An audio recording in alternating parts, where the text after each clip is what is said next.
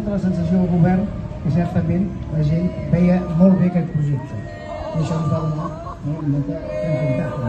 I no només això, vam haver de parlar també amb l'Ajuntament, que no estava d'acord amb el projecte inicialment aprovat amb el POS, i en canvi aquest el veia molt més factible, i el mateix la Diputació, que com sabeu són propietaris de la carretera i tenen molt a dir també.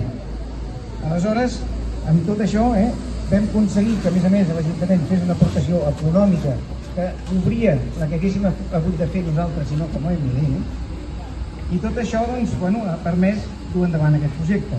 Agraeixo especialment la finançació, tant de la Generalitat com de l'Ajuntament, i les facilitats donades per la Diputació, així com agraeixo el treball dels tècnics, que aquí han vingut representats per Antoni Palomo, però que són més, i com ha dit ell, molts veïns d'aquí que també són experts i van donar.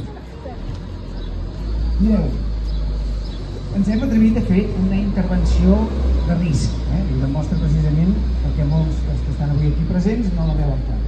És de risc i fer-la al cor de Vilaterra jo diria que és de valents. I això és important perquè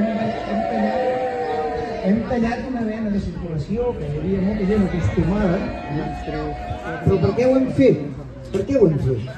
No per caprici, no per una dèria d'algú, no, ho hem fet perquè estem molt convençuts que aquest espai serà un espai molt millor, serà més agradable, com ja es veu, serà més segur, serà un lloc menys contaminat, amb moltes més possibilitats de fer coses bones per Vilaterra.